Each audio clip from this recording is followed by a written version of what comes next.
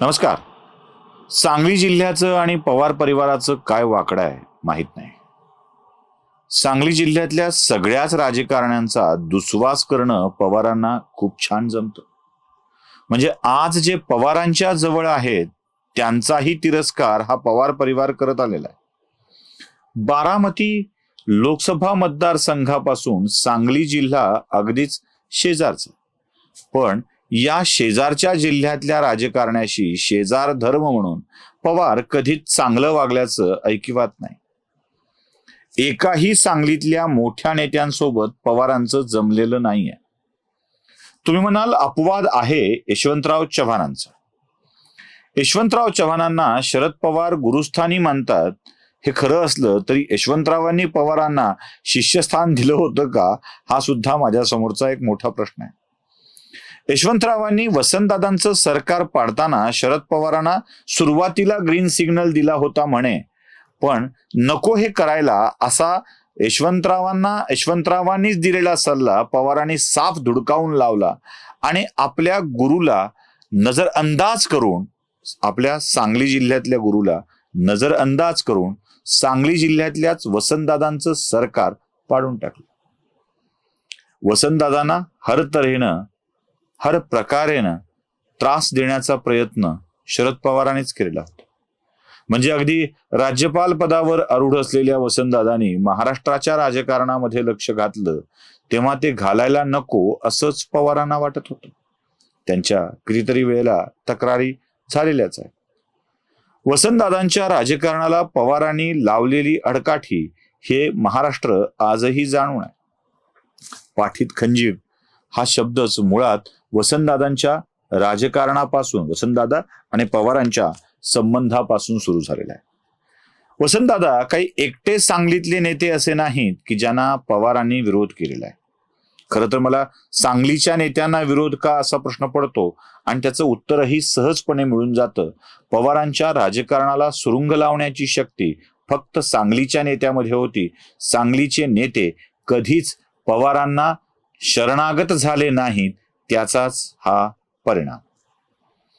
महाराष्ट्राच्या सहकारावर, महाराष्ट्राच्या साखर उद्योगावर, महाराष्ट्राच्या सहकाराला वित्तपुरवठा करणाऱ्या बँकांवरती आपलंच वर्चस्व असावं अशी इच्छा असलेल्या पवारांच्या मार्गामध्ये सगळ्यात मोठी अडकाठी कोणती असेल ते सांगली जिल्ह्यातले नेते होते.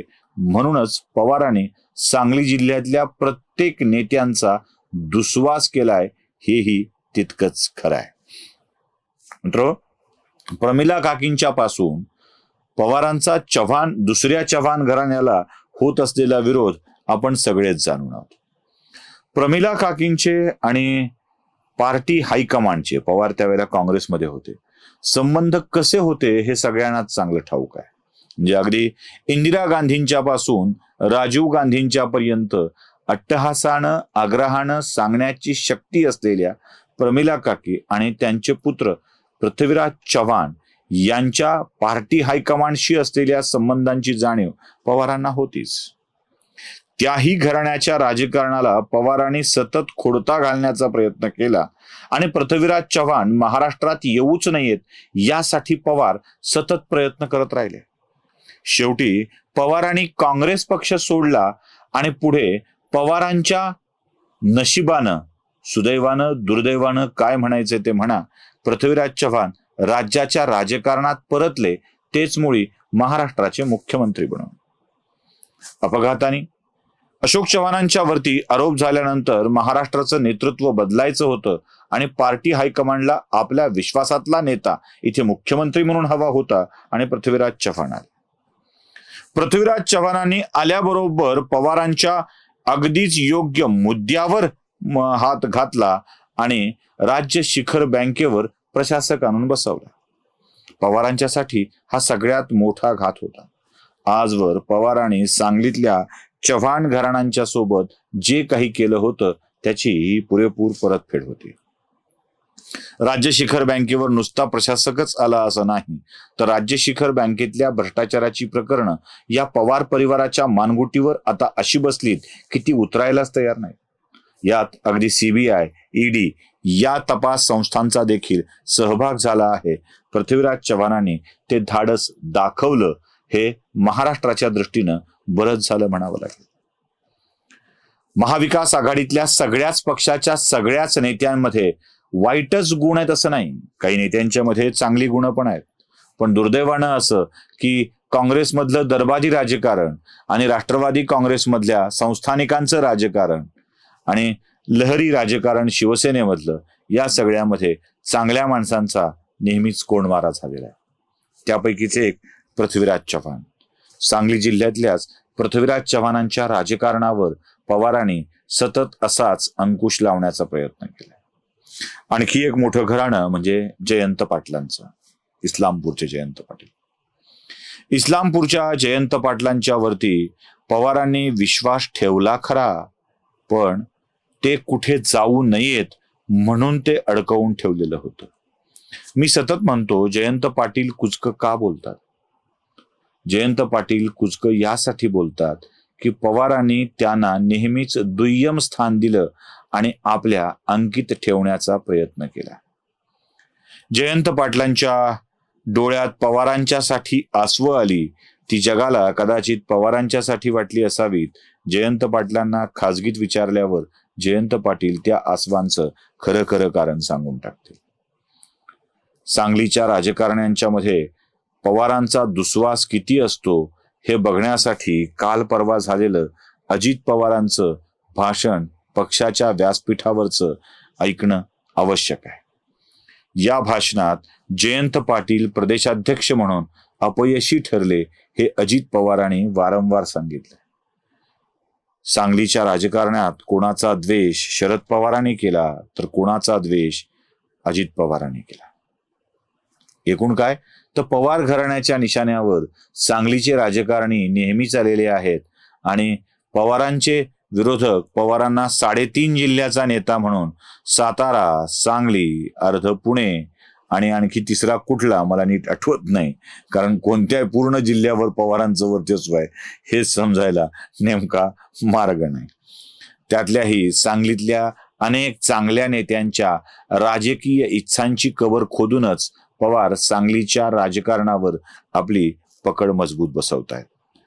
अजित पवारांनी जी काही इज्जत जयंत पाटलांची घेतली आहे ती जरा बघण्यासारखी आहे. ऐका. 2004 ला आर पाटील 1 वर्ष 8 महिने मंत्री असताना अध्यक्ष असताना 71 जागा आल्या. 2008 ते 2009 त्यावेळेस त्याला पुन्हा अध्यक्ष केलं तेव्हा 62 जागा आल्या. अरुणभाईंच्या 4 वर्षाच्या काळात निवडणूकच झाली नाही. मधुकरराव पिचडांच्या 3 वर्षाच्या काळात 4 वर्षाच्या काळात निवडणूकच झाली नाही. भास्कर जाधवांच्या 1 वर्षाच्या काळात निवडणूक झाली नाही. सुनील तटकरेंच्या काळात अतिशय प्रतिकूल परिस्थिती होती. ते 3 वर्ष 10 महिने अध्यक्ष होते. त्यांचे 41 जागा त्यावेळेस निवडून आल्या, 42 काँग्रेसच्या आल्या. जयंतराव गेले 5 वर्ष 1 महिना प्रांताध्यक्ष आहेत. 2019 ला आपल्या 54 जागा आल्या. त्याही वेळेस प्रतिकूल परिस्थिती होती, वातावरण फार वेगळं होतं. सुरुवातीच्या काळामध्ये भुजबळ प्रदेशाध्यक्ष झाले तेव्हा 58 जागा, आर पाटलांनी 71 जागा अध्यक्षपदाच्या काळामध्ये मिळवल्या. आर पाटलांनीच पुढे 62 जागा मिळवल्या. तटकरेंच्या काळात पक्षाची अधोगती झाली तर जयंतरावांनी 54 आणल्या. म्हणजे आर भुजबळ यांच्यापेक्षाही जयंत पाटलांची कारकीर्द अपयशी ठरली, हेच अजित पवारांना याच्या माध्यमातून सांगायचं होतं. त्याही पेक्षा मला महत्वाची गोष्ट वाटली ती जयंत पाटलांच्या कारकिर्दीचे दिवस मोजणे. 5 वर्ष 1 महिने झालाय असं अजित पवार म्हणत होते. म्हणजे अगदी पुढचा महिना सुद्धा मोजल्या गेला आहे. नशीब दिवस सांगितले नाहीत.